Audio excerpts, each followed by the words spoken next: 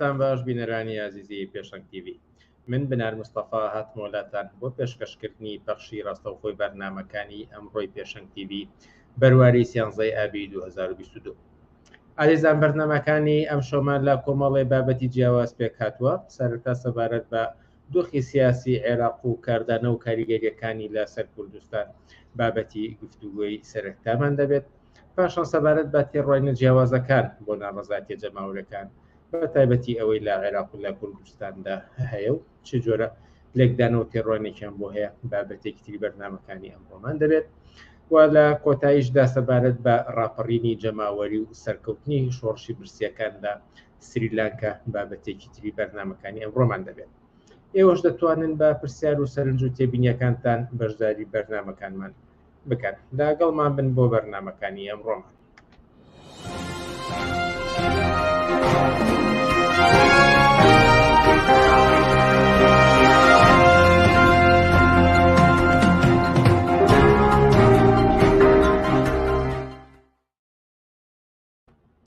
مەڵە بینەرانی ئازیز لە تەوەری یەکەمی بەرنامەکانی ئەمڕۆماندا سەبارەت بە دۆخی سیاسی عێراق و کاردان و کاریگەریەکانی لە سەر هەرێمی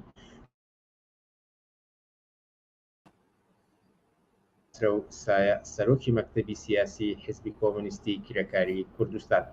خەسرە سایە ئێوەرت باش و سوپاس بۆ ئەم دەرفەتەی پێداین و لە بەرنامەکانی ئەم شەی پێشەنگ تیڤدا ئامادەن. ئێوارە ئێوەش باش و ماندوو نەبن.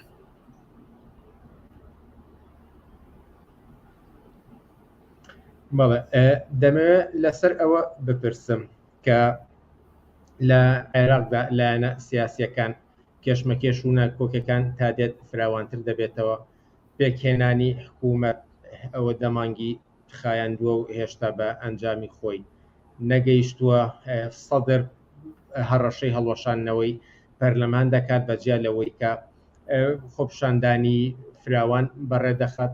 ئەگەر ئێوە بە کورتی کۆکراوەیەک لەم لێکرازان و لەم بارودۆخی ئێستای عێراق بگەن چی ئەنجامگیرێکی لێ دەکەن؟ ئێستا عێراق لە چی دۆخێکی سیاسیدایە؟ بەڵێ عێراق ئێستا ملەنێ بۆ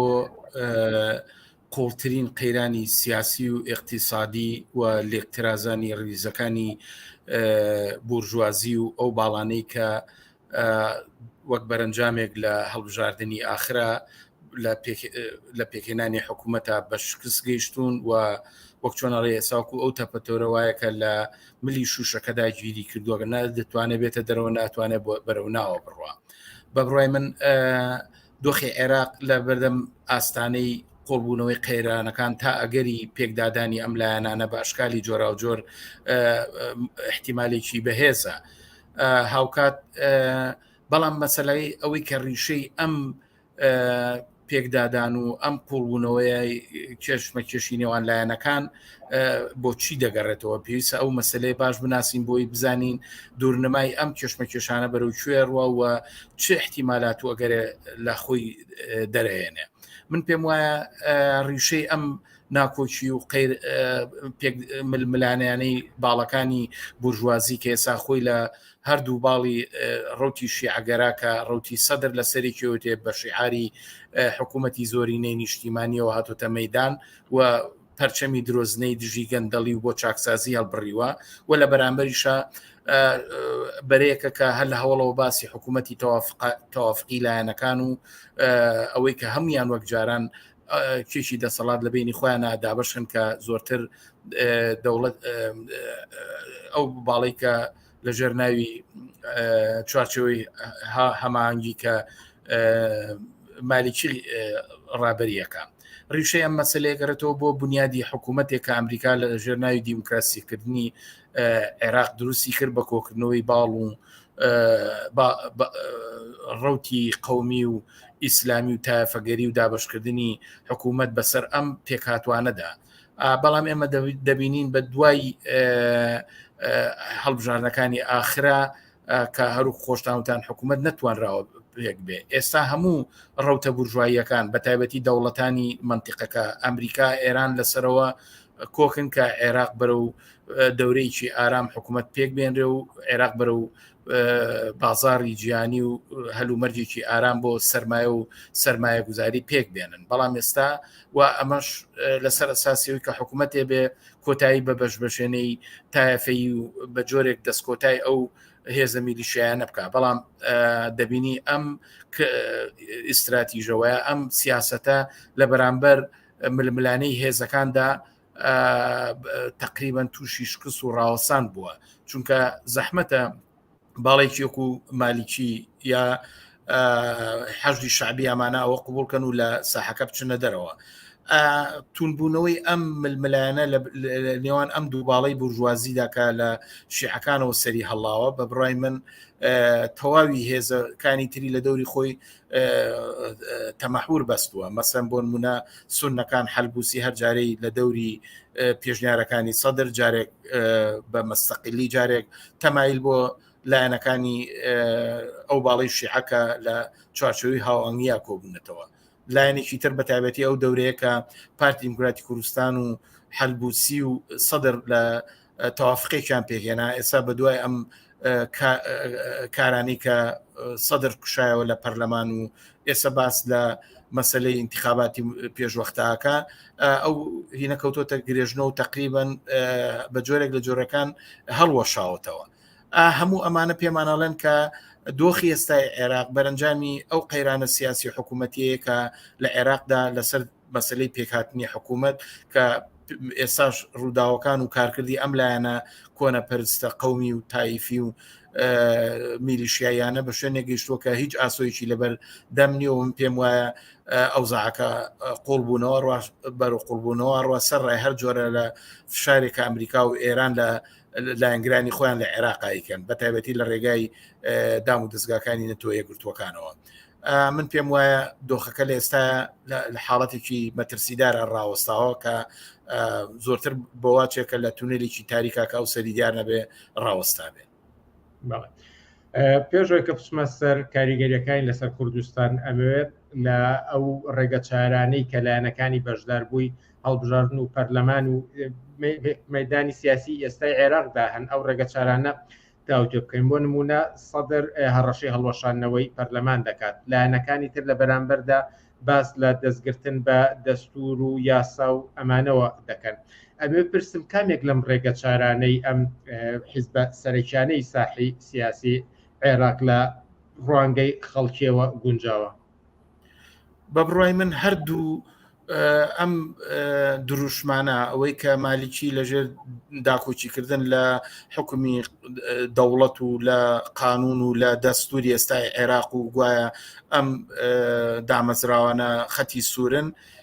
دیفاع لە حکوومەتی کە چەند ساڵە بەر لە سەرهەڵدانی سەدر کە سەدر خۆی بەشێک بۆ لێی لە ڕوانگەی خەڵکەوە ئەو مەئساتەی لێکەوتوتۆ ئێستا خەڵکی تێکەوتووە یعنی لە بێکاری گرانی نەبوونی باج و خەراج کۆکردنەوە لە بێدەرەتانی نائەمنی لە پێکدادانی لایەنەکان ئەوەی مالیکی داکۆچی لەکە داکۆچێ لەم حکوومەتی کە تقریبا نزیک بە دوودەیە لەسەر کار بووە ئەو نەهامەتی و کێشانەی هێنایەکە کایەوە کە خەڵک بە ناچاری حاڵەتی ڕاپەڕین و ئێترازێکی فراوانەوە ئێمە ڕاپەڕینی ئۆکتۆبەر تشرین پاکردنەوەی پارێزگای بەسرا ناسریە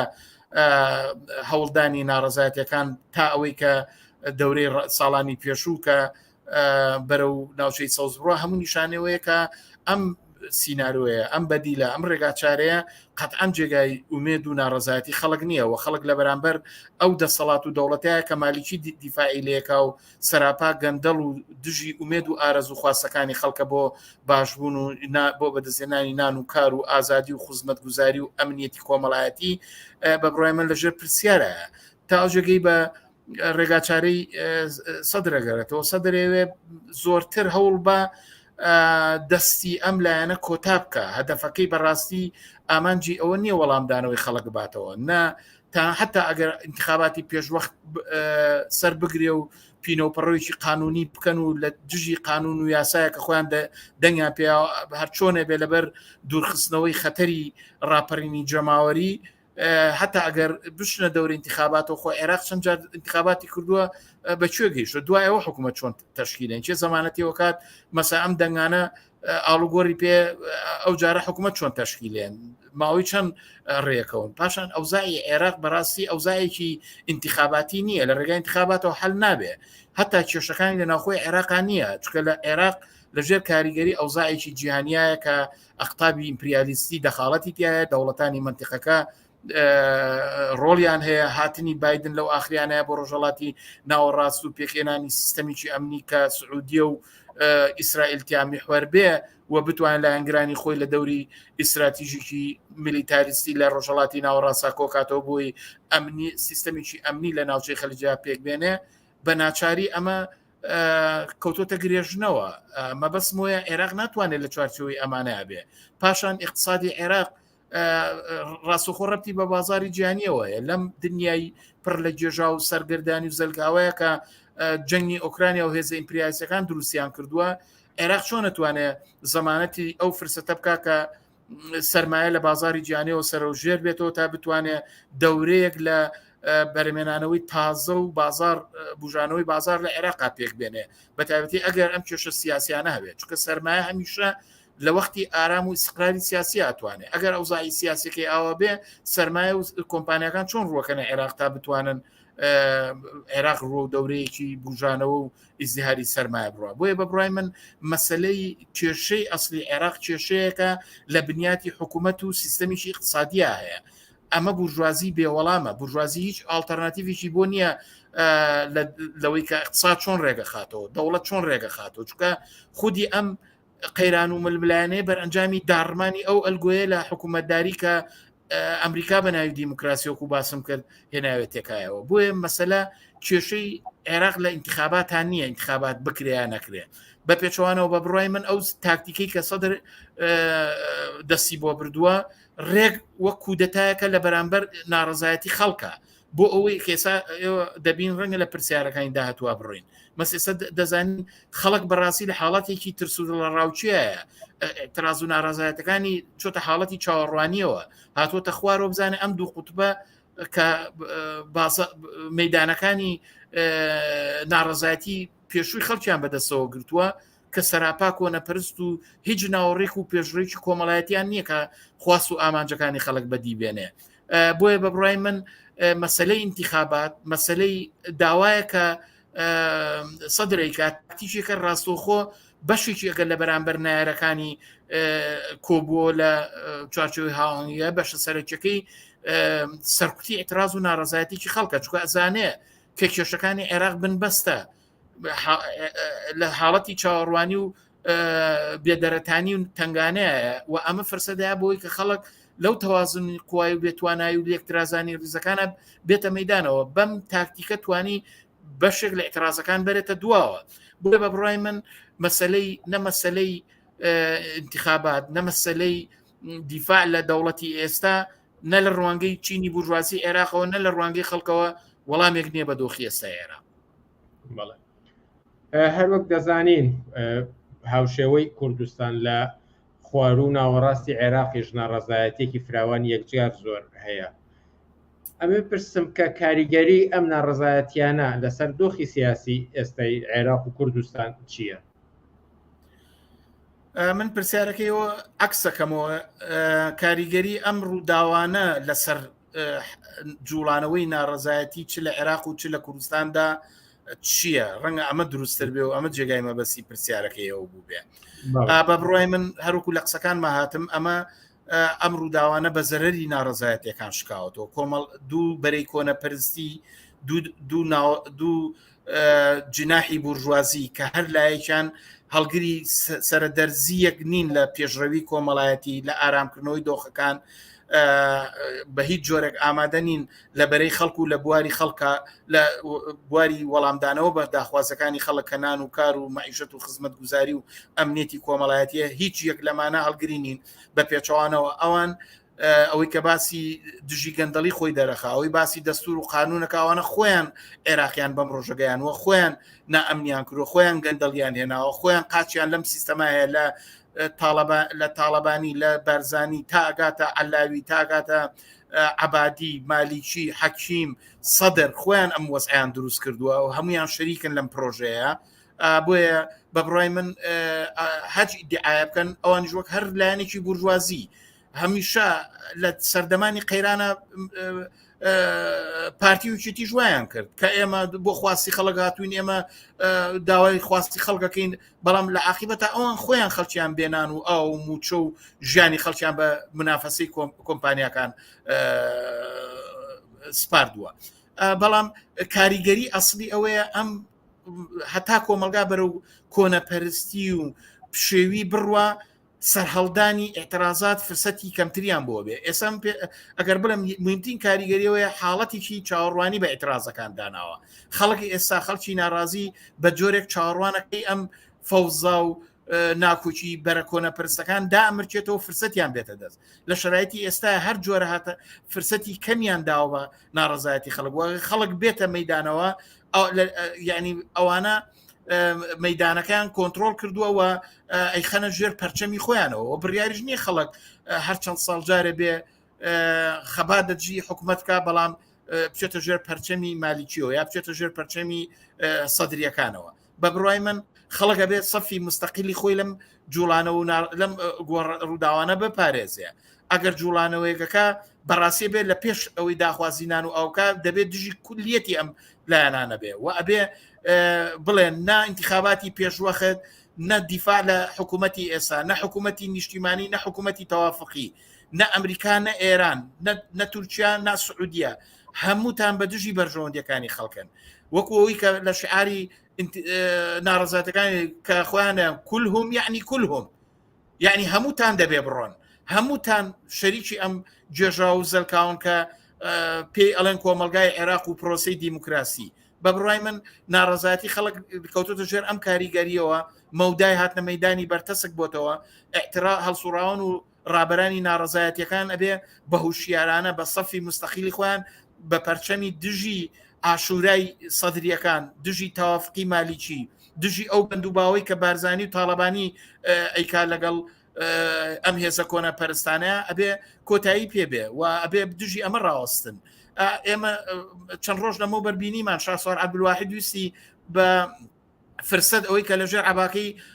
سەدرەوە بێتە دەرەوانێ و خەڵکی کوردستان پەیوەستکاتەوە بۆ بەڵام بینیمان ئێستا خودی ئەو ئەترازە چۆن خەڵکی کوردستانی لە تێڕامان و گومانە ڕاگرتووە تا ئەترازاتەکانیان کەوتوتە حاڵەتی چاوەڕوانیەوە. بە بڕای من جوڵانەوەی ناڕزایەتی وەکو حرەکەتێکی سربەخۆ بۆ خوازەکانی خەڵک خۆیان بۆ ژیانی بۆ باشکردنی ژیانیان ئەبێت جوڵانەوەیەک بێت دژی ئەم هەلومەرجە. ئێستا مەسەلەکارەوە نییە کە دەبێت داوای موچە بکرێت کە دەبێت داوای دەرمان بکرێت کە دەبێت داوای خزمەت گوزاریەکان بکرێت کە دەبێت ئەمانە داوا بکرێن بەڵام دەبێت بەگشتی لە دژی ئەم هێزولایەنانە بن کام و دۆخیان بەسەر خەڵکە سەپانەوە معلومیش نییە لە تونبوونەوەی ئەم خلافات و کێشمەکێش و بنبەستەی کە ئەمان لە ئالتەرناتیڤەکاناتیان کەوتون چ بەڵایەک پێگەێنێ معلوم نییە بەیانی لە ڕووداوێکی سادەوە حەزی شعبی ئەو شوێنە ناکاتە وێرانە و بەتایبەتی ئێستا خەڵکی عێراق هەمووی چەکدار هەیە و مەسەل لە کۆمەلگایەکی جەنگ کردووە و بەجێماون کە ئەمریکا دوو جار جەنگی کردووە و لە ناوخۆی خۆشیان جگە لە داعش و کێشەکانی نێوان میلیشیای سەرایی قودس سەرایی سەلام سەرایی هێزەکانی حەزی شعبی بە بڕای من ئەبێ بە هۆشیاری و ئاگاییەوە بێ کاریگەریە کە ئەم ڕووداوانە لەسەر ناڕزایەتەکان هەیە بە بڕای من ئەم شتانەیە و ئەبێ خەڵکی ناڕازی بەم چاوکرایەوە سەیری ئەم دۆخە بکەن. ئەگەرچی لە بەشە قسەکانی خۆتان تا هاو بەڵام من ئەمەوێ بڕێک ورتر بپرسم سەبارەت بە خەڵکی چی ڕێگە چارەیەکیان لە بەردەمدایە چی بکەن ئێستا کەسانێکی ناڕازی بەم دۆخە هەم لە کوردستان هەم لە ناوەڕاست خوار و عێراقیان لە قسەکانی ئێوەیە بۆ چوونی ئەوە چی ئەڵتەرناتیڤێکیان لە بەردەستدایە و دەتوان دەست بۆچی بەرن؟ بە بڕای من تەنها ئالتەرناتیڤەوەی کە بێت دەسەڵاتدارەتی جەماوەری ڕێکخرا و هوشیار شوێنی ئەم دەسەڵاتە بگرێتەوە. ئەم حکوومەتەیە چ لە عێراق چ لە کوردستان هیچ جۆرە چاکسازیەک هەڵ ناگرێ و ئەم حکوومەتە مەسەن ئەحزابی ناسیۆنالیستی کورد ئەوە تا بە ئۆپۆزیسیۆن و بە دەسەڵاتدارەوە هەموو ئیستراتیژیەتیان لە بەغایە هەموو ئەیانەوێ خەڵکی کوردستان لە چاوەڕوانیان ڕابگرن کە تا کەی مالیکی و سەدر ڕێکەون و ئەوزا ئارامە بێتەوە کە ئەمە ممکن نییە و ئاسۆیکی لە بەردەمان نیە پاشان چەند ساڵ دوایەوە هەتا ئەگەر ڕێژکەون و ئارامیش پێ بێنن وەزئی خەڵکی کوردستان دیسانەچێتەوە نێو ململانی کێشەکانی نێوان هەرێم و بەغا لەسەر غاز لەسەر مەسلەی داهات لەسەر ناوچە جێناکۆکەکان کە ئەمانە خۆ بڕیار نییە حکوومەتێکی لە قازانجی خەڵک دروستکەن بۆیە خەڵگە بێ چ لە عێراق و کوردستان خەباتکەن بۆ وەلانانی ئەم دەسەڵات و ئالتەرناتیڤی خۆیان لە حکوومەتی کە دامەزێن کە دەسەڵات بەدەست ئەوانەوە بێ و کۆنتترۆلی داهات و بەرەمێنان بکەن و ئیمکاناتێکە لە عێراقا هەیە بە شێویی عادلانە لە نێوان لەلایەن نێرانی خەڵکەوە بخرێت اختیاری ژیان و بژێوی ئەوانەوە بخرێتە اختیاری دابینکردنی دەرمان جوابدانەوە بە بێکاری لە هەژاری لە نەهامەتیە کە خەڵک هەیەی کابێ بێکاری چارەسەر کرێ بە دەرەجاتێک خەڵک لەم بێدەرەتانی و فقر و فەلاکەت و بێخزمەت گوزاریە بێتە دەرەوە بە بڕای من ئەوە تەنها ڕێگایەکە ڕێگای ڕاپەڕینێکە بۆ وەلانانی ئەم دەسەڵاتانە جا ئەوە ئەمە چۆن نەکرێ بە بڕای من هەر لە جەرگەی و اعترازاتانەوە کرێ لە ئێستاە کابێ سەفێکی مستەقل لە هەڵسوڕاوان و ڕابەرانی خۆیان لە کۆبوونەوەیەکی ڕێکخراوێکی سیاسی جەماوەری ڕادیکاڵ و شۆڕژێڕانە بێن و ئابێ ئەم ئەوزاع ئەزمێ لە ئەزمەی کۆنەپەرستی هێزە ویلایەنەکان و تەحویلکەن بۆ دەورەیەکی شۆڕژێڕانە تیا دەسەڵات یەکلا بکەنەوە کە ئیدارە و ئوموری کۆمەلگا بەدەستەوە بگرن بەرنامەیەکی ئەنەبێ بۆ جوابدانەوە بە مەعیشەت بە خزمەت گوزاری بە بێکاری بە نەهامەتەکانی سەر ژنان بە لاوان بە ئامادە بەکاران بە هەموو ئەمانە بە موچە و ژیان و بژێوی خەڵک و ئەمە لە توانادا هەیە ڕاستە ڕێگایەکی سەختە بربەسی لە ڕێگا لە بەردەمایەوە هێزەکانی تر ئاسەنجی بۆ پێگەیان بەڵام تەنها بە خەبات و تێکۆشانی یەکگرتووانە و هوشیار و شۆڕجێڕانی جەماوەرە توانێت ئەمە بێت ئەگەر بە کورتی بڵێم لە ڕوانگەی ئێمەوە باشترین حکوومەت ئەو حکوومەتەیەکە دەسەڵاتی کارگەری و حکوومەتی سوسیالیستی بێ اقتصادی عێراق سوسیالیستی کاتەوە لەسەر ئەساسی هەڵۆشانەوەی مولکێتی خاصە کۆتایهێنان بە سیستەمی کاری بەکرێ و کۆمەلگای کارکردووان لەسەر ئەساسی ئیدارەی ئوموری خەڵک لەلایەن شورا کرێکاری و هەرەوەزیە کرێکاری و جەماوەریەکانەوە کە خۆیان لەسەرەوە تا خوارە و ئیداری کۆمەلگاکەن و خۆیان سەلاح بن خۆیان قانوندانەر بن خۆیان جێبەجێکار بن ئەگەر ئەمە ئێستا چینی کرێکار لە حاڵەتی ئێستا ئامادەنیە ڕێگای ئەوەیە کە کۆمەلگای عێراق و کوردستان بەرەو یەک ئاڵوگۆڕی شۆڕژێرانە ببرێ ئاڵوگۆڕەکەش ئەوەیە کە جوڵانەوەی ناڕزایەتی ئەتوانێم کارە بکە هێزی کارگەر و زەحمەتکێش بزوتنەوەی ژنان بۆ ئازادیەکانیان بۆ یەکسانی هەمەلایانی ژن و پیا و لاوان بۆ بەدەستێنانی کار و خزمەت گوزاری خەڵکی زەحمەتکێش بۆ بیمە کۆمەڵایەتەکان خۆڕایکردنی خزمەت گوزاریەکانی وەکو نەوت و کارەبا و ئەنتەرنێت و خزمەت گوزاری تەندروستی هەموو ئەمانە ئیمکانی هەیە اقتصادی عێراق ئەتوانێت ئەوە بکە لە کوردستانیش ئەتوانێت ئەوە بکە هەر خودی ئەو داهاتەی کە لە دەست سەرانی گەندەڵی دەسەڵات چ لە عێراق و لە کوردستانە زیاتر لە 20 ساڵ و 30 ساڵ لە دەستیان کوردەوە توانێت لانی کەم 20 ساڵ 10 ساڵ خەڵکی عێراق لەو تنگانەیە نەجات بە ئیمکانی هەیە خەڵکی ئەم جوڵانەوە ناڕزایەتی پایی کۆمەڵایەتی هێنانەکاوی دەسەڵاتدارێکی شۆڕژێرەکە کە خەڵکتیایە لەسەر ئەساسی دەسەڵاتدارەتی شوراکان و ڕێکخراو لە شوراکان و بە چەکی خۆیانەوە بە هەوڵی خۆیانەوە کۆمەلگا بڕێوە بەرن و دەسەڵات بپارێزن کە خۆیان تیا سەروەر بن و خۆیان تۆ تیا بەرەمێنەر بن خۆیان تیا تەوزیعی عادلانە بکەن بۆ شوەی کە جوابی پێویستەکانی ئێستایانەداتەوە پێم وایە ئەوە ڕێگا چارێکە و ئەم ڕێگایە کراوەیە چ لەبەرەی ئازادی خوازی و ئەو احتیمالەشی دەسەرە کە سەرکوت کرێ بەشکستا بکێشرێ ببرێتە ماڵەوە ئەمە کەیسێکی نەبراوی و پەیوەندی بە ئامادەکاری و هەوڵدانی هەڵسوڕاوان ڕابەران لە پێشیانەوە ئێمە کۆمونیستەکان و خەڵکی کرێکار و ئازادی خواست کە قازانجمان لەوەیە کە کۆتایی لەم دەسەڵاتە بین و پێم وایە لەم بارەوە ئەم بەرەیە فراوانە لە نێو جەماوەرە بە تەنیانین لە ژنان لە لاوان لە هەتا ئەوانەی دیفاع لە ژینگاکەن لە ئاژەڵەکەن ئەوانەی دیفاع لە خۆشببختیەکەن ئەوانەی لە دژی فەرهەنگی کۆنەپەرسی دواکەوتوی ئیسلامی و عشیرەتین هەموو قازانجمان لەوەیە کە ئەم سیستەمە بڕوە سیستەمێکی ئازادی عادلانەتر لە دەست خەڵک کە بتوانێت خۆیان بەڕێوەبەری بن و خۆیان پیا بڕیار بن. بەڵێ خەسرە وسایە سەرۆکی مەکتەبی سیاسی حیزبی کۆمونیستی کرێکاری کوردستان زۆر سپاس بۆ ئەم دەرفەتەی پێداین. سپاس بۆیەوەش. ئازیزان وشانێک دەدەین و بەردەوام دەبین لەسەر ناڕەزایەتیە جەماوریەکان و ئەو تێڕۆنینە جیاوازانەی کە لەسەر ئەم بابەتە هەیە دێنەوە لاتە.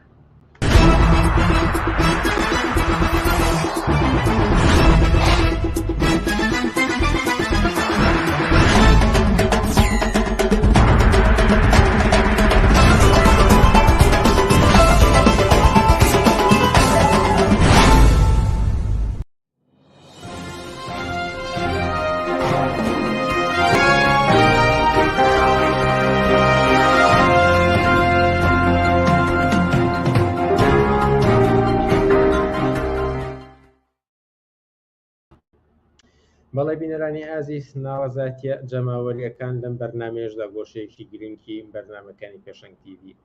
گرتووە و لەگەڵ هەڵسوڕاوی سیاسی ئیبراهیم حوسێن تا توێی ئەو تێڕۆنینە جیاوازانە دەکەین کە بۆ ناڕەزایەتیە جەماوەریەکان هەیە. ئیبراهیم حوسێن، ئێوارەت باش و سپاس بۆ ئەم دەرفەتەی پێت داین. زۆر سپاسان دەکەم و ئێوارەی ئێوەش باش و سپاس بۆ ئێوە بۆمان دوو بنتان.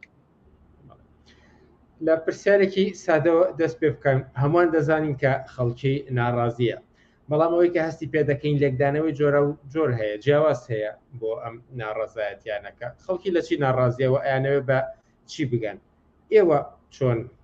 دەڕوانە ئەم بابەتە؟ چی جۆرە لێکدانەوەی جیاواز هەیە بۆ ئەم ناڕەزایەتی جەماوەریانی خەڵکی؟ بێگومان ئەوەی کە کۆمەڵگەی کوردستان، جەماوەری کرێکار و زەحمەتکێشی کوردستان ناڕازیە، ئەمە پێشێک لە واقعیترین فاکتەکانی هەلومەرجی سیاسی و کۆمەڵایەتی کوردستانە. خەڵکی کوردست کرێکار و زەحمەتکێشی کوردستان ئەو بەشێرەتی کرێکار و زەحمەتکێشی ئەمڕۆی کوردستان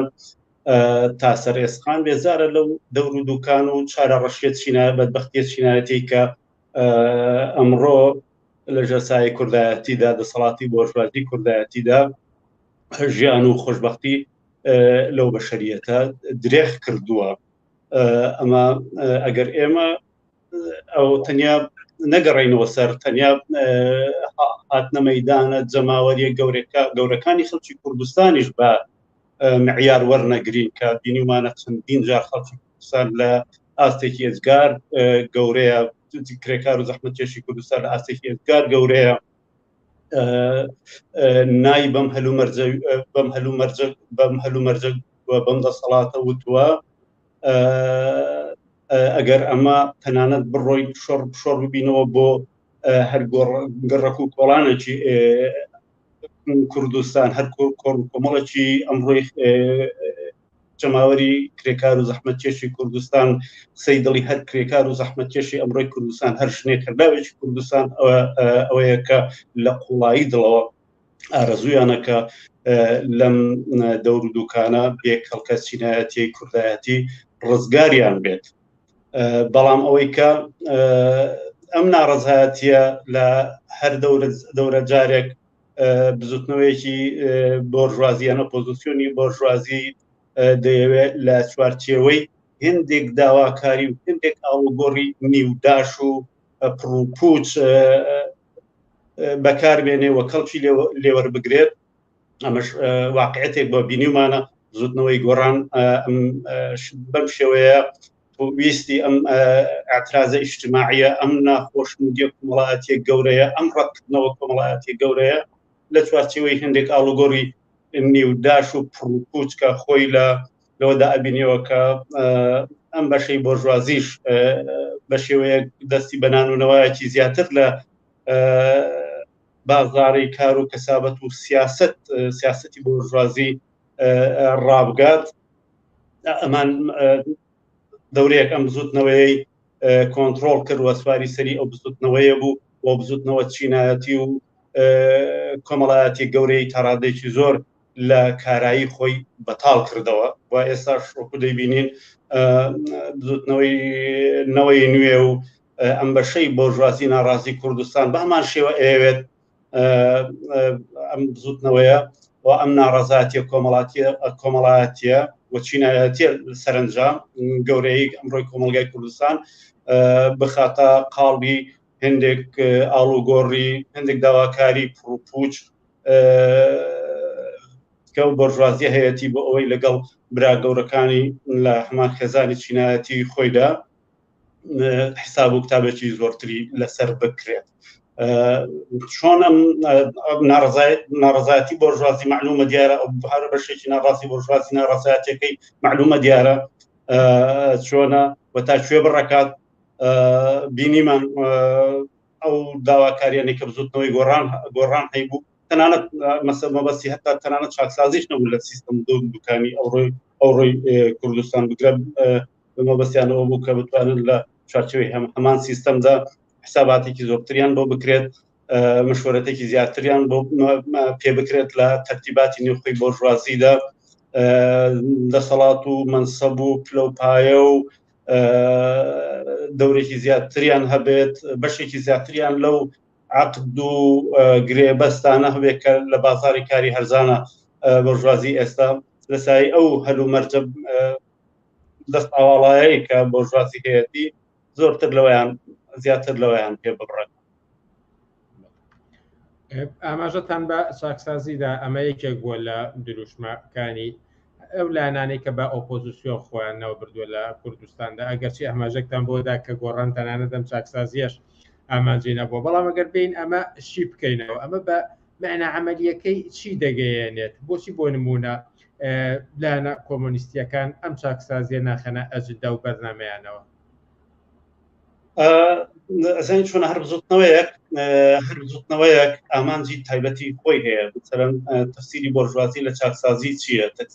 چاکسازی بۆ مانای کە بۆرژوازی ئەمڕۆ لە کوردستانە هەڵیگرتووە چییە ئەوەیە کە لە دەسەڵاتی زۆرتر لە دەسەڵاتە زۆرتر بەشدار بکات مەجای زۆرتر هەبێت دەسەڵاتی بۆرژوازی ئیمکانی پلۆرالیزمێکی سیاسی زۆرتری هەبێت لە نێوخۆیانە تحمل یەکتر زۆرتر بکەن بەیەکەوە بتوانن باشتر ئابووری و سیاست ڕێک بخەنەوە باشتر بتوانن بە شێوەیەکی باشتریان لانیکەم لە ڕوانگەی خۆیانەوە کەمێک منتەقی تر دەور و دوکانی چەوسانەوەی چینایەتی لە کوردستانە بەڕێوە بەرن بەڵام دیارە ئێمە مەبەستمان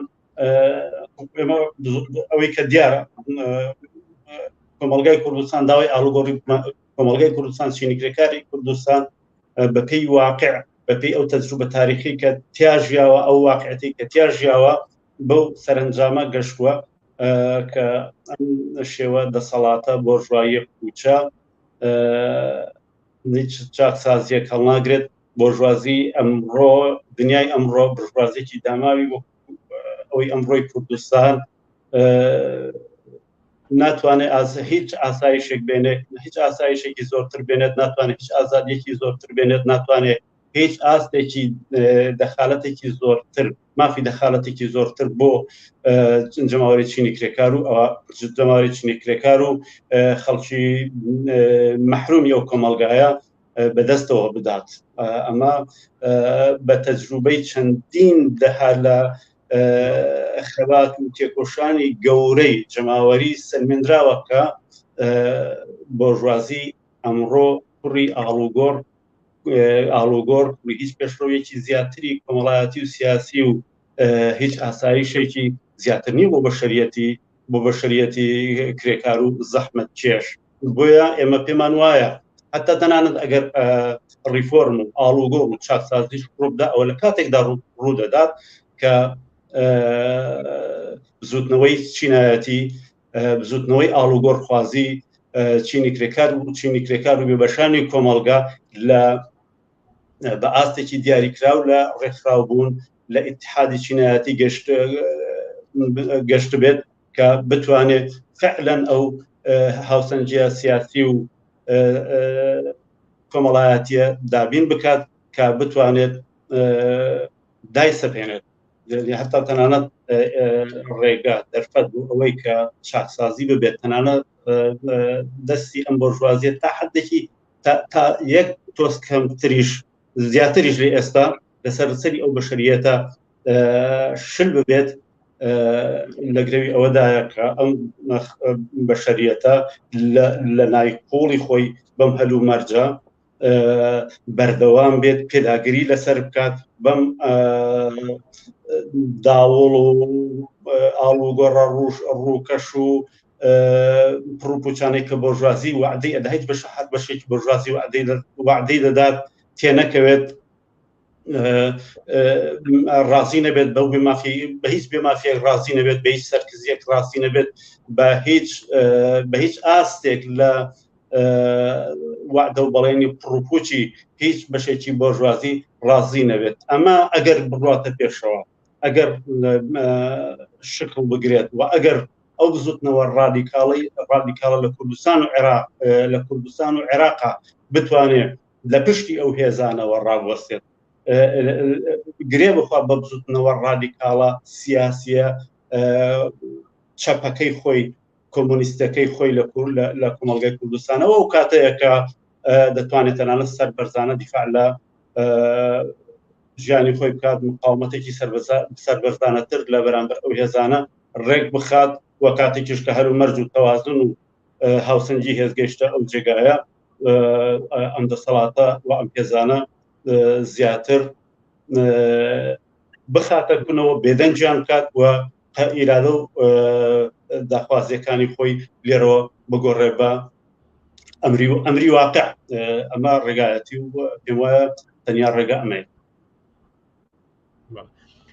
ئەگەر بە شێوەیەکتر بپرسم کە کۆمۆنیستەکان زۆر باس لە ڕێکخراوبوونی خەڵکی دەکەن، پێکهێنانی دەستە ناڕەزایەتیەکان و بە جۆرێک ڕێکخراو بوون مەطرح دەکەن،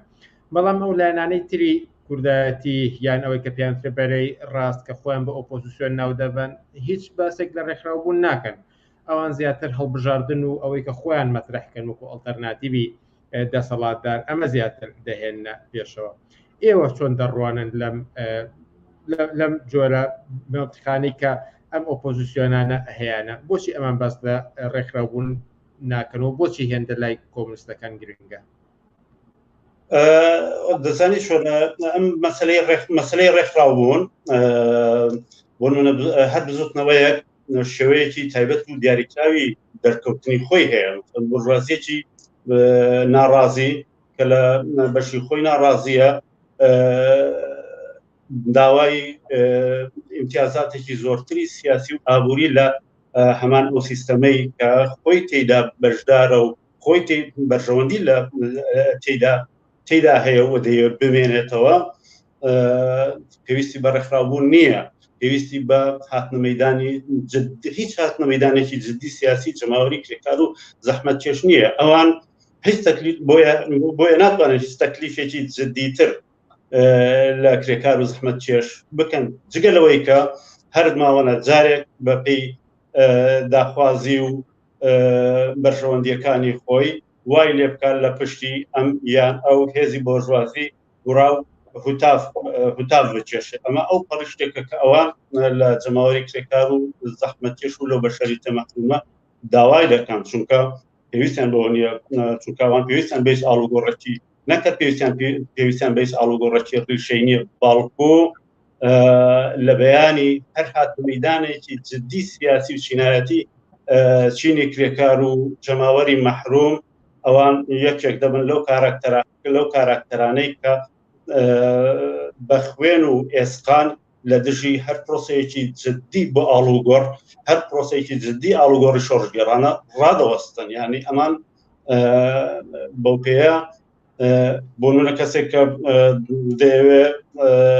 لە پاڵ مەسعود بارزانی و تاڵەبانی و ئەو دەور و دوکانە چینایەتیە ڕابوەستن و نێتێکی تر بن لە کاراکتەرەکانی هەمان ئەو دەسەڵاتە. بۆچی دەبێت داوای مەسەلەن ئەوە بکە کە ئازادی خەڵکی کوردستان ئازاد بێت لە ڕێکخراوبوون، کرێکاری کوردستان ئازاد بێت لە مانگرتن، ئازاد بێت لە پێکهێنانی ڕێکخراوە جەماوەری ڕادیکاڵەکانی خۆی، ئازاد بێت لەوەی کە داوای ئەو جۆری ئەو کۆمەڵگایە بکات کە پێی وایە دەتوانێت وەڵام بە نیازی ئەو بە ئازادی و خۆشبەختی بداتەوە. واضحە دیارە کە ئەم شێوە اعتراضە بۆژواییە پێویستی بە نشورە هەیە، نە سندیکا هەیە، نە ڕێکخراوبوونێکی جددی هەیە، نە پێویستی بە هیچ دەرکەوتێکی سیاسی جددی ئەوتۆ نییە. تەنانەت وای لێ هاتووە یانی سیاست ئێستا لە کوردستانی ئەمڕۆیە بە حدێک لە فەرهەنگی بۆژوازی لە هەڵسوکەوتی بۆژوازی بێقیمەت و ڕەزیل بووە، تەنانەت خۆ پیشاندانیشان گۆڕیوە بە کارێکاتورێ. بینیمان مەسەڵەن ڕاگەیان قسەکانی شاسوار بۆ خۆی باشترین گەواهیە لەسەر ئەوەی کە ئەوان چ جۆرە اعترازێکیان پێویستە مەسەڵەن وی کە داوای لە خەڵک هەولێرەکە لەیوت بۆ پێویست ناکە بچن لە هەولێر بڵێن ئێمە هاتووین خۆپی شاندان بکەین بڕۆن بڵێن ئێمە هاتووین چایە و قاوە چای و قاوەیەک بخۆینەوە پێویست ناکە هیچ شتێکی تر بڵێن بۆ چونکە ئەم شێوە ئاڵوگۆڕە پوچەی کە ئەو دەیەوێ ئەم جەماوەرە زەحمەت چێش و کرێکار و زەحمەت کێشە لە پشتیەوە کوتا بکێشێ ئەوەنە بێقیمەت و پڕوپوچە کە بێ جۆرە دەرکەوتێکی جددی چینی کرێکار و جماوەری مەحروم نییە بۆی هەر بزوتنەوەیەک شێوەیەکی تایبەت دۆزێتەوە کە خاڵات بە باڵای داخوازی و داواکاریەکانیەتی لە ڕوانگەی خەڵکی لە ڕوانگەی چینی کرێکار و خەڵکی مەحرومی بەشەرێتی مەحرومی کرێکار و زەحمەتکێش بێگومان ئەوەی کە گومانی تێدانیە ئەوەیە کە گۆڕینی ئەم هەلومەرجە پێویستی بە اتحادێکی جددیتری چینایەتی هەیە پێویستی بێگفتویی و ئاسۆیەکی سیاسی ڕادیکاڵ هەیە بۆ ئەوەی کە بتوانین لە ڕێگایەوە ئەم کۆنەپەرستیە بۆرژواییە ئەگەر نەتوانێت لە بنەوە دەریبێنێت دانی کەم کۆنتڕۆلی بکە دانی کەم دەستی تاڕادێ ئەگەر تاڕادێکیش بۆ لە تەژگانی خۆی لەسەر مقدراتی خۆی کورتتر بکاتەوە ئەمە پرۆسەیەکی واقعیە بەڵام ئەوەی کە ئەوان ئێمە هەرداوای ڕێکخراوبوونەکەی بەڵام ئەوانی تر مەسەرەن هێزەکانی تری بۆرژوازی داوای خۆیان بەبەدی لەزانن نا من پێم وایە حتا ئەگەر ئەمڕۆ چینی کرێکار و ژەماوەری زەحمەتکێش بەواقعی شورا جەماوەری ڕادیکاڵ و ڕێکخراوە ڕادیکاڵە جەماوەریەکانی خۆی هێشتا لە بەردەستانیە بەڵام چەپێکی کۆمۆنیستی و کرێکاری لە ئارادایە کە دەتوانن لە ڕێگەی بەهێزکردنی ئەو سەنگەرە سیاسیە کارێکی جددیتر لەگەڵ ژیان و چارەنووسی خۆی بکات و بە شێوەیەکی جددیتر لە بەرامبەر ئەو بۆرژوازیە کۆنەپەرست و دواکەوت و دژی ئازادیە دیفاعێکی سەربەرزانەتر لە خۆی بکات ئێستا ئەم جوڵانەوە چەپە کۆمۆنیستیە کرێکاریە هەیە تا ئەو کاتێک کە شورا و کۆبوونەوە گشتیەکان و ڕێکخراوە جەماوەری ڕادیکاڵەکان نین هەر ژنێکی ئەم کۆمەلگایە هەر ئینسانێکی زەحمەتکێشی ئەو کۆمەلگایە هەر ڕابەرێکی کرێکاری بەتەنیانیە ڕیزێکی سیاسی کۆمۆنیستی ڕادیکاڵ لەو کۆمەلگایە لە ئارادا هەیە بێگومان ئەگەر لە جیاتی شاسوارەکان لە جیاتی مقتەدا سەدرەکان ئەم ڕیزە بە قووەتکەن ئەم ڕیزە سیاسیە بە قووەتکەن پێوەی پەیوەست بن من دڵنیام ئەو بەشەریەتی ئەمڕۆی کوردستان ئەوەنە هێز و ئیمکانات و توانستی ڕادیکاڵ و شرافەتی ئینسانی تێدایە کە دەتوانێت لە هەنگاوی دواترە ئەم کۆنەپەرستیە بۆرژوایی ئەمڕۆی کوردستان ئەم کوردایەتی بۆرژوایی ئەمڕۆی کوردستان بخاتە بەرامبەر ڕوبەڕووبوونەوەیەکی جددیتر و چارەنووساستر لەسەر ژیانی خۆی لەسەر کرامەتی خۆی لەسەر نانی خۆی لەسەر کۆمەلگای خۆی من دەمەوێت ئەوە بڵێم سەر تاریخ ئەوەی مێژوو ئەوەی نیشانداوە لەو شوێنانەدەی لەو شوێنانەدا لەو گۆشانی دنیادا کە چەپی کرێکاری و کۆمۆنیستی تیا بەهێز بووە زمانی کرێکار و زەحمەتکێش درێژ بوو بۆ دیفاعکردن لە خۆی هەتا ئەگەر توانای ئەوەشی نەبوو بێت دەست بۆ شۆڕشی سوسیالستی بەرێ ئاسۆی ئاڵوگۆڕی سوسیالستی کاتە بەردەمی ژیانی خۆی و کۆمەلگای خۆی بەڵام توانیوێتی سەربەرزانەتر دیفاع لە خۆی بکات ڕاوەستاوانەتر دیفاع لە خۆی بکات بۆ ڕادیکاڵانەتر ئەو هەلومەرجە چینایەتیە ئەو چارە ڕەشێت چینایەتیە قبول نکات و ڕەتی بکاتەوە بۆیە قرانیە کرێکار و زەحمەتکێشی کوردستان دابنیشە هەتاوەکو شورا سەراسەریەکانی شار و گڕک و شار و کۆڵان ئەوانە تێکدن هەر ئێستا بە گەورەکردنی کۆمۆنیزم بە ڕاوەستان لە پشتی ڕیزی ڕابەرانی ڕادیکاڵی کۆمۆنیستی دەتوانن مانگرتنەکانیان دەتوانێت معنای جددیتر پەیدا بکات دەرکەوتنە سیاسیەکەیان دەتوانێت معنای سیاسی جددیتر پەیدا بکات هەتا ڕێکخراوبوونی ئەمڕۆیان دەتوانێت معنای سیاسی جددیتر پەیدا بکات بۆیە ئێمە مقصەکەم ئەوەیە ئەوان ئەگەر ئالتەرناتیڤیش دیارە نازانم شاسوار چەند باسی ئەڵتەرناتیو بوون دەکات شاسوار باسی ئەوەی نەکردو ئێمە ئەڵتەرناتیوی هیچ کەسی ئەوڵێ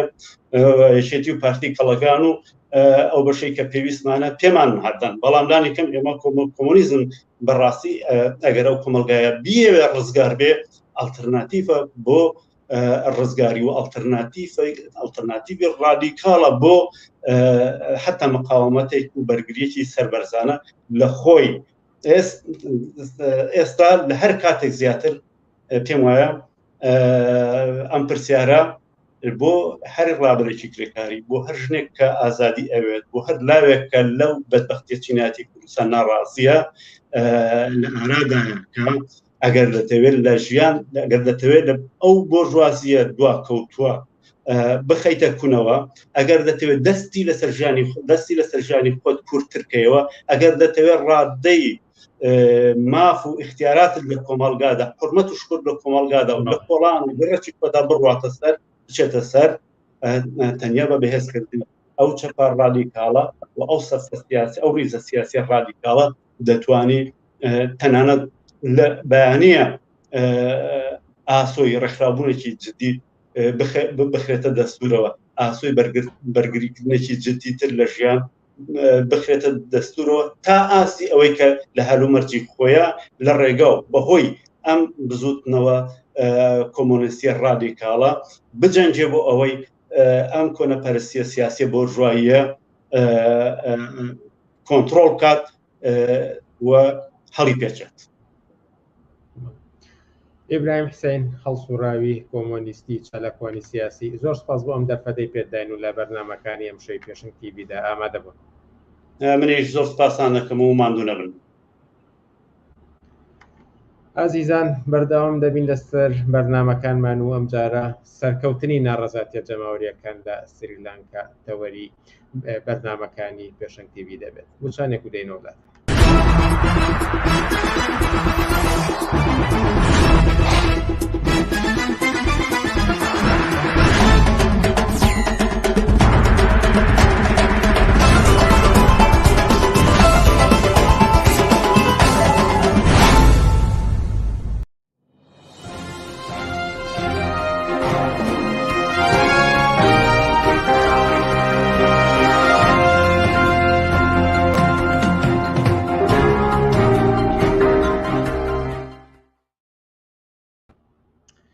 بینەرانی عزیز لەسەر ناڕەزاتیە جەماوریەکان چەندین بەرنامان کردووە و گفتوگۆمان کردووە کە پێویستە چی بکات و هەڵسەنگانمان بۆ کردووە بەڵام جێی خۆیەتی کە ئاوڕێکیش لە هەندێک دەستکەوت دێنەوە ئەویش ڕاپەڕینی جەماوەری بوو لە سریلانکا کە توانی دەسەڵات وەلا بنێ. بۆ تاوتۆکردنی ئەم بابەتە هەڵسوڕاوی سیاسی نووری بەشیرمان لە گەڵدایە. نووری بەشیر ئێوەرەت باش و سپاس بۆ ئەم دەرفەتەی پێداین. سپاس بۆ ئێوە و سڵاو بۆ بینەران و بیسەرانی پێشنگ تیڤی هەیە. ئێوە لە ژمارە 41 بڵاوکراوەی ئۆکتۆبەردا بابەتێکتان لەسەر سریلانکا نووسی. پێش ئەوەی کە بچمە سەر ناوەڕۆکی ئەو ناڕەزاتیە جەماوری کە لەوێ بەسەرکەوتن گەیشت دەمەوێت ببیستم بەشێک لەوەشکە لە وتارکەتاندا ئاماژەتان پێدا بوو دۆخی سریلانکا چۆن بوو پێش ئەم قوڵبوونەوەی ناڕەزاتیانە و بە ئەنجام گەیشتنی ئەو دەستکەوتە. ڕاستەکەی ئەو ناڕەزایەتیە جەماوەرە بەرفراوانی خوارەوە کە توانی سەرۆ کۆماری ئەو وڵاتە لە ناوبەرەیە نیشانەی ئەوە بوو هەلومەرجی سریلانکا لە بارودۆخێکی ئابووری و سیاسی وە خرابا بوو کە لە چەندەی ڕابردووە حتا بە قسەی سەرانی حکوومەت هەم پێشتر و هەم ئێستاش بێوێنە بووە لە مەسەلەی خراپی باری ئابووری باشە هەڵە ئاوسان بەڕادەی لەسەر و شەستەوە چۆتە سەرەوە بەجیا لە سەرکوتی جەماوەری لەلایەن دەسەڵاتدارێتی بۆرژوازی و هێزە ئاسایش و ئەمنی و حتا چەقۆکێشەکانی دەوری سەرۆکەومار و سەرۆکوەزیران و وەزیری بەرگریەوە ڕادەی هەژاری ڕادەی بێکاری ڕادەی نەبوونی بە ئاستێکی زۆر بەرز بووە یعنی بە دەرەجەیە کە حتا ڕێکخراوی خۆراکی جیهانی تاکیدی لەوە کردوێتەوە لە هەر 6 کەس 5 کەسی ڕۆژانە خواردنی پێویست ناخوا حدودی زیاتر لە 5 ملیۆن ئینسان لە وڵاتە لە ڕادێکی زۆر خراپی هەژاری و بێکاری و نەبوونی ئاژید بۆیە ئەم دەرەجەیە لە نەبوونی لە وەزعی خراپ بەرزبوونەوەی سعری کارەبا و پێداویستیەکانی ڕۆژانی خەڵک ئەوەی هیچ ڕێگایکی لە بەردەمی خەڵکان نێهێشتەوە بێجگە لە ناڕەزایەتی ئەمەش لەلایەن بە تایبەتی بنەماڵەیەکی بۆرجوازی کە لەلایەن مەجموعەیە براوە لە 2009 دەسەڵاتیان بەسەر هەموو جونگەکانی ئەم کۆمەڵگایە گرت و لە سەرۆکوەزیران و وەزیری دیفاع و حتا نزیکەکانی خۆیان لە وەزیری دارایی و ئەمانە کۆمەڵگەیان غەرقی وەزعەتێکی زۆر خراپ کرد کە لە ئەپریلا بە قسەی خۆیان ڕادەی قەرزە دەرەکییان 51 میلیارد دۆلار بووە حتا داوایان کردووە لە بانقی نێودەوڵەتی کە سندوقی دراوی نێودەوڵەتی کۆمەکیان بکە لەبەر باری خراپی و بێسیقەبوون بۆیان ئەو کۆمەکەی نەکردوون بۆیە جەماوەری ناڕازی لەسەر تاسەری سریلانکادا هیچ ڕێگایەکیان لە بەردەمان نەما کە ئەوەی 3 دانە مانگ لە مانگی 4ەوە دەستکەن بە خۆپشاندان و ناڕەزایەتی لەسەر تاسەری سریلانکا بە دژی سەرجەم ئەو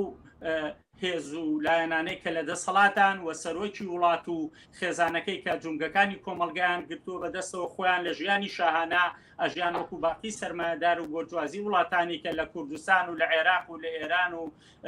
لە تورکیا بەڵام باقی و زۆربەی خەڵکی کۆمەڵگا خەڵکی کرێکار و زەحمەتکێش لەو پەڕی نەبوونی و نەداری و باری ئابووری خراپا بوون کە بە دەرەجەیە زەختیان بۆ هاتبووە هیچ ڕێگا و چارەیە نەمابوو کە بە شێوەیە کە تا هەناسە کێشانیشان لە کۆمەڵگا زەحمەت بوو لەبەر باری خراپی و بێوەزعەتی یان لە ئاستی کۆمەڵگا. چی شتێ بووە مای ئەوەی کە ئەم ناڕەزایەتیە جەماوەریانە لە سریلانکا بە سەرکەوتن بگات؟ منەمەوێت تەوزیح بەم لەسەر ئەوەی سەرکەوتن بە چ معنایەکە لە نەزەری ئەمەوە بەو معنایەکە لە نەزەری چینی کرێکار و جەماوەری زەحمەتکێشەوە چۆن بوو ئەوەی کە سەرکەوتن بوو دەستکەوتێکی گەورە بوو ئەوە کە توانی لە ماوەیەکی کورتە بەجیا لەو سێمانگ ناڕەزایەتی حدودی 100 ڕۆژە لە نەڕەزایەتی سەراسەری و ڕێگرتن لەوەی کە خەڵک هاچوچۆ بکە لەگەڵ ئەوەی کە لە 8 و 9 مانگی حوتە ڕابەران و چالاکوان و چەپەکانی ئەو وڵاتە بانگەوازیان کرد کە لە پایتەختی وڵات کۆڵۆمبۆ کۆبنەوە بۆ نەڕەزایەتێکی سەراسەری بەڵام پۆلیس بە هەموو شێوەیەک ڕێگری لێ کردن باشە ڕێگری لێکردن کە نێن بەڵام ئەوان بە ڕێگەی جۆرا و جۆر حتا بە بڕینی چوارچەوەی شاری کۆڵۆمبۆ بە شێوەی خیتار بە شێوەی سیارە بە شێوەی پاس ئەنواع ئەوەشکاڵ شت بەدایان هەزار خەڵک خۆی گیانە ئەوە و لە ڕۆژی نۆی مانگا بە نەڕەزایەتی تەسمیمگیریە کاتر ئەو دەسەڵاتە پاش حدودی 100 ڕۆژ لە نەڕەزایەتی لە سەرتاسەرا بەنیاز نییە هیچ وەڵامێ بەخواستەکانی خەڵک باتەوە و ئەوێت بەو شێوەی پێشوو درێژە بە ژیانی خۆیان بن لە سەرکوت و نەبوونی و نەداری و گرانی و بێکاری خەڵکە بۆیە خەڵک هەڵیان کوتای سەر ماڵی سەرۆکۆماری ئەو وڵاتە گوتابایە ڕاجا باسکسا باشە کە توانیان کۆشتی سەرۆکایەتەکەی بگرن وە کە ئەچنە ناوە لە کاتێکا کە خەڵک نەبوو نەدارە خەڵک خواردنیان بیخواوە لە بودجەی دەوڵەتە تەنیا بە پێی قسەی خۆیان 1 ملیۆن دۆلاری تیا بووە باشە بەڵام سەیرەکەن بە ملیۆن ساری گرانبەهای تایە کۆشک و قەسرەکانی جۆرەها مەسبەحی تیاکە لە میدیاکانی جیهانەوە بڵاو کرایەوە ئەوەی کە وای کە لە قسەکانتانە کە پرسیارتان کرد ئەوەی کە ئەوان لەم هەڵوێستەیانە لەم ناڕەزایەتیانە سەر کەوتن بەدەست بێن و دەسەڵاتی سەرۆکۆمار و کۆشکەکەی داگیر بکەن ئەوە بوو کە خەڵگەتر بڕیاریا بوو ڕێگا لە بەردەمیانیەوە ئەوەشی کە لە دەوری سەرۆکۆمارە هەمووی وەکو ئەوان گەندەڵن دزن هێزێکی بۆرژوازین بە دژی خەڵکن خەڵک گەشت بووە ئەو ڕادەیە کە ئەوانەی کە ئێستا لە دەوڵەتان و لە دەوری ئەو کۆبوونەتەوە سەرجەم هەمووی یەک بابەتن بۆیە بە دوای ئەوەی کە کۆشی سەرۆکۆمارە گرن و سەرۆکۆمار بە پەلە ڕاکا بۆ جەزیری مالدیف ئەوێت لە دوای خۆی سەرۆکوەزیران لەجێ خۆی دانیە و ئەو سەرۆکۆمار هەڵبژێرێ و ئەم تەسلیمانە بگرێ بەڵام خەڵک بە هیچی وتی ئێمە ئەمە قبوڵ ناکەین و ڕێگەیان پێ نەیەکە ئەو کارە بکا و سەرۆکوەزیران جێگای بگرێتەوە جێگیری بێ بۆیە بە دوای ئەوە چوون ماڵی سەرۆک وەزیران و حتا وەزیری دارایشکەیەکە لەوانەی کە بەرنامەدار ڕێژەری هەژاری و نەبوونی و نەداریە لە وڵاتە هەمویان سووتان بۆیە تر بە ناچار دەسەڵاتی بۆرژوازی لەو وڵاتە بۆی دەسەڵات لە دەست بۆرژوازی دەرنەچێ و ئەم حرەکە بزوتەوە ناڕەزایەتیە جەماوەریە سەرتاسەریە نەچێتە سەر ئاسێکی شۆڕش و هەموو دەسەڵاتی بۆرژوازی لە بەرێک هەڵوەشێنێ بۆیە بەپەلە بانگەوازی ئەویان کرد بەڵێ ئێمە ئەو تەرحانی سەرۆکۆماری ڕاکردو قبوڵ ناکەین و هەوڵێن لە پەرلەمانە سەرۆک هەڵبژێرین لە نوێنەری حیزبەکان و هەروەها دێنگ کۆبوونەوە بکەین نوێنەری هەموو حیزبەکان بەشداری بکەن لە دەوڵەتا بۆ یەکێتی وڵات بپارێزین و وڵات لەو ئەزمە و لەو نەبوونی و نەداریە ڕزگار بکەین بۆیە لە پەرلەمانە کۆبوونەوە لایەن چەند کەسێک مڕەشەح بوون بۆ ئەوەی کە بۆ سەرۆکۆمار دیاری بکرێ هەڵبەت لە ناو ئەو خێزانە و لە ناو دەسەڵاتی بۆرژوازیە و لە ناو ئۆپۆسیۆنێکی دەستەمۆی دەسەڵاتی بۆرژوازیە ئەم مەجموعەیە بوو کە یەکدوانێکیان کشانەوە 3 کەسیان مایەوە لە ناو ئەم 3 کەسانە ڕایانویکری مسینێ خەڵبژێرا کە پێشتر خۆی یەکێک بۆ 6 دەورە لە دەسەڵاتە بۆ و بەشێک بۆ لەو نەهامەتی وینانە بێت ئەویان کرد هاوکاتی ئەم هەڵبژاردنێش کردیان خەڵک ناڕازی بوو بەمە هەم بەو 3 کەسەی کە خۆیان کاندید کردووە هەم بە هەڵبژاردننی ڕانێڵ وەکو کەسێک کە پێشتر لە دەسەڵاتا بووە بۆ خەڵک ڕادەیە لەو ئاگایی بەدەستیە نابوو کە ئەم خێزانە و ئەم ئۆپۆسیۆنی بۆرژوازیە کە لە دەسەڵاتان هەمووی یەک بابەتن و هیچی نوێنەرایەتی خەڵ ناکە بۆیە لە خواریشەوە بەعزێ شیعارات و دروشم هەم لە ئاسی دەرەوەیانە هەم لە ئاسی ناوەشە بە تایبەتی چەپکان بەرزیان کردەوە دەسەڵاتدارێتی شوراکان دەسەڵاتی دارێتی بۆ خەڵک ئەبێ هەموو سەرانی کۆنەپەرست و دز و گەندەڵ ئەبێ دادگایی بکرێ بۆیە ئەمان ئەم دەسەڵاتە زۆر ترسی هەبوو لەوەی کە ئەمە چێتە سەر ئاسی شۆڕش و سەرجەم دەسەڵاتی بۆرژوازی ڕابماڵێ ئەوانیش مشکلەی ئەویان نەبوو بۆیە سەرۆکۆماریان کرد بە قوربانی و ئامادە بوون چەند کەسیکەش لە وەزارەتەکە بکەن بە قوربانی بەڵام دەسەڵات نەکەوێتە دەست خەڵک و دەسەڵاتی شۆڕژێرانی خەڵکدا نەمەزرێ و دەسەڵات لە دەستی بۆرژوازی دەرنەچێ ئەمەش تەنیا ترسێک نەبوو بۆ بۆرژوازی ناوخۆ بە دەسەڵات و ئۆپۆسیۆنەکەی بەڵکو ترسێکیش بوو بۆ بۆرژوازی جیهانی و لەسەر وشیانەوە ئەمریکا چونکە ئەم نمونێ لە ڕاماڵینی دەسەڵات و دامەزراندنی دەسەڵاتی خەڵکیان وەزعەکە بچێتە سەر ئاسێکی شۆڕژگەڕانە کە دەسەڵاتدارێتی جەماوەری کرێکار و زەحمە چێش دەسەڵاتدارێتی شوراکان دامەزرێ خەتەرێکی ترسناکە بۆ سەر نەک تەنیا سریلانکا وڵاتانی کەی ناوچەکەیش چونکە شەپۆلەکە بە جۆرێک بوو ئەگەر ئەم بزوتنەوە جەماوەریە بە تەواوەتی زۆر هوشیار و ڕێکخراو بوونە ئەیانتوانی سەرجەمدام و دەستگاکان و هەرچی سەرانی دەسەڵاتی بۆرژوازی هەیە ڕابماڵن و دەسەڵاتدارێتی خۆیان دابمەزرێنن بۆیە نقطە قوی ئەوە بوو خەڵکەتر بەرەنجامی چواردەیە لە ئەزمەیەکی قوڵ کە سەپا بوو بە سەریانە وردە قوڵ ئەبووەوە هیچ ژیانێکی بۆ خەڵک نەهێشت بوو بۆیە ڕۆشتە سەر ئەوواستەی کە بەدایان هەزار لە پایتەخت کۆ بنەوە و دەسەڵاتی سەرۆکۆمار و ئەمانە ڕابماڵن و بۆرژوازی و باقی دەسەڵاتەکانی کەش بێدەنجیان کرد حتا سوپا و ئەمانەش لەو دەورای بێدەنگیان کرد بۆی خەڵکەکە ئەو کەفوکوڵێکی هەیە دامەزرێتەوە دوایی بەڕێگەی چاواشەکاری و بەڕێگای حکوومەتی یەکێتی نیشتیمانی و بە دوای ئەوەی کە وعد و بەڵێن بن بۆ چاکردنی باری ئابووری وڵات و نوێنەری هەموو ئەحزابەکان لە پەرلەمانە بەشداری بکەن پاشەکشە بکەن بە خەڵک و هاوکاتیش حملە و هێرشکردن بۆ سەر خەڵک و دەزیرکردنی خەڵک و بە تایبەتی چەپەکان. ئەم زنجیرە ڕووداوانەی سریلانکا چی دەرسێک چیوانەیەکی تایە کە خەڵکی لە کوردستان بتوانن سوودی لێوەربگرن؟ ڕاستەکەی لە دوو ڕووەوە ئەتوانین ئێمە قسە لەسەر ئەم دەستکەوتە و دەرسەکانی سریلانکا بکەین، چونکە سریلانکا کۆمەڵە دەرسی هێنایە پێشەوە کە لە عێراق و لوبنانە دووبارە بووبووەوە، لێرەش بە هەمان شێوە دووبارە بووبووەوە لە بزوتنەوەی جەماوەری بزوتنەوەی ناڕەزاتی جەماوەری لە خوارەوە کە ئەبێ و دەسەڵات خاتە ژێر فشارەوە کە ئاڵوگۆڕ لە دەسەڵاتە و دەسەڵاتی سیاسی بکە، بەڵام لە باری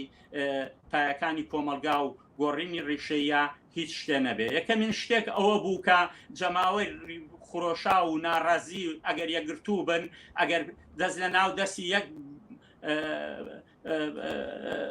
دەستیان لە ناو دەستی یەکابێ، ئەوە ئەتوانن دەسەڵاتی بۆرژوازی بە هەموو شێوەیەک چەند سەرباز و چەقوکێش و ئاسایشی هەبێ ناتوانێت خۆی ڕاگرێ. ئێمە لە عێراقیش بە هەمان شێوە بینیمان عەبدولمەدیان چۆن ڕاونا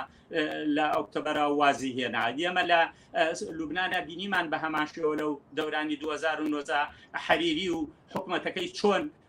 هەڵوەشێنرایەوە تا ئێستاش لەم دوو وڵاتە دەسەڵات جێگیر نەبووە، بەڵام هێشتا لە دەست دەسەڵاتی بۆرژوازیایە و ئەمانەیە. بۆیە دەرسەکانی ئەوەی کە زۆر گرنگە ئەوەیە بزوتنەوەی جەماوەری لە خوارەوە، بزوتنەوەیکی ئەترازی ناڕەزایەتی خەڵکە کە لە بەرامبەر هەلومەرجێکا کە دەسەڵات لە سەرەوە ناتوانێت دەسەڵاتدارێتی بکە، کۆمەلگا بەڕێوە بەرێ وەڵام بەخواست و داواکاریەکانی خەڵک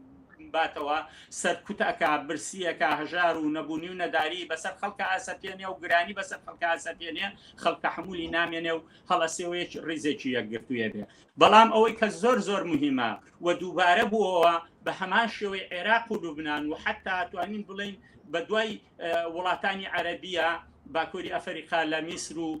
تونسیشا دووبارە بووەوە، جەماوەر ئاڵوگۆڕ لە دەسەڵاتاکە، بەڵام ئاڵوگۆڕی ڕیشەیی نییە. بۆیە ئەمەش پەیوەندی هەیە بەوەی کە دەرەجەیە لە وشیاری و ناڕێکراوبوون نییە لە ناو جەماوەری و ئاعترازی ناڕزایەتەکانی خەڵکی کرێکار و زەحمەت چێشکە ئەو دەسەڵاتانە ناچارەکەن بە ئاڵوگۆڕ و بە هەنێ ریفۆرم بۆ نەمانەوەی دەسەڵاتی خۆیان. ئەوش مەسلەی وشیاری چینایەتی و ڕێکخراوبوونی چینایەتی و سۆسیالیستیە لە ناو جەماوەری کرێکار و زەحمەت چێشە لە خوارەوە. ئەگەر ئەمە نەبێ ئەم سیناڕۆیە بە دوای وڵاتانی عەرەبیە، بە دوای لوبنانە، بە دوای عێراقا کە ئێستا ئەیبینینەوە چۆن سەدەر ئەوێ نوێنەرایەتی خەڵکی ناڕازی بکە و خۆڵ کاتە چاوی خەڵکەوە کە ئەم ریفۆرم لە کۆمەلگا بکە و چارەنووسی کۆمەلگا بگۆڕێ، ئەمەش خۆش خەیاڵیە. لە کوردستانیش بە هەمان شێوە بەکە بۆرژوازی دەسەڵاتی بکەوێتە خەتەرەوە، سبەینی یەکێتی و پارتی دەسەڵاتی بکەوێتە خەتەرەوە، هیچ دوور نییە سازش بکە لەگەڵ نەوەی نویا کە هیچ جەرایانێک نییە، هیچ پەیوەندێکی بەخواست و داواکاری خەڵکەوە نییە بیان هێنە پێشەوە بۆ چاواشەکاری و پاشەکشە بە بزوتنەوەی ناڕەزایەتی خەڵک. بەڵام بزوتنەوەیکی ناڕەزایەتی خەڵک لە خوارەوە هیچ جەماوەری کرێکار و زەحمەت چێژ و شیاری چینایەتیە بێ، ڕێکخراوبوونی چینایەتی، ئاگایی سۆسیالیستی و ڕێکخراوبوونی هەیە لە ژێر وشارێکی چینایەتیە، ئەتوانێت ئەو دەسەڵاتە لە ڕێک کاتێ ئاڵوگۆڕی بەسەرایە لە ڕێگوڕشە و بیگۆڕێت دەسەڵاتی ئەوان لە ناوبەرێت دەسەڵاتی خۆیان لە شوراکان و کۆمیتە شۆڕژێڕەکان و ئەمانە دام مەزرێنێ و نوێنەرانی خۆیان لە هەموو گەڕک و کارگە و کارخانەیەەکە دامەزرێن و نوێنەرانی شارەکان دامەزرێنن و نوێنەرانی وڵات دامەزرێن و بەڕێوەی برن و یاسا و ڕێسایە دامەزرێنن کە بتوانێت وڵات بە خانزاجی خەڵکی کرێکار و زەحمەت چێژ بەڕێوە بەرێ. گرنگی ئەم دەسەڵاتدارێتی خەڵک لەوایە ئەگەر هوشیاری چینایەتی هەبێ، ئەگەر ڕاوی بوونی کۆمۆنیستی هەبێ، هەر کاتێ لە هەر شوێنێکە نوێنەرێکە نوێنەرایەتی خەڵکی نەکرد لەم شورانەوە هەڵبژێرا بە ئاسانی لە ناوە برێت، نەک ئەوەی نوێنەری حیزبێک بێ دەسی سوورە بە ئەنواع ئۆشکاڵ گەندەڵی، بەڵام لەولاوە نوێنەری ئەحزابەکان ناردوێتی لە ناو ناچن. بۆیە ئەم تەجروبەیە بۆ ئێمە بۆ خەڵکی کوردستان، خەڵکی عێراق، خەڵکی ئێران زۆر ڕۆشنە کە مەسلەی تا ئەو کاتەی خەڵک وشیار نەبێ، وشارێتی سیاسی چینایەتی نەبێ، لە حیزبی چینایەتی و کۆمۆنیستی خۆیانە چینی کرێکارە ڕێکخراو نەبێ، ئەم سینناارۆیانە دووبارە بێتەوە و بۆرژوازی تەنیاش نییە خۆی لەسەر ئاستی وڵاتەکە بۆرژوازی جیهانی لە دەورێتی هەر ئێستا ئەگەر سەیری کوردستان بکەینەوە بۆرژوازی کوردی نییە تەنیا خۆی حکومڕانیەکە بۆرژوازی عێراقیش لە پاڵیاتی بۆرژوازی ئێران جمهوری ئیسلامی لە پاڵیاتی حکوومەتی تورکیا لە پاڵێتی چکە قازاجیان نییە کە یەکێتی و پارتی بڕۆن بە هەمان شێوە ئەو ئۆپۆسیۆنە بۆرژوازیە لە چەشنی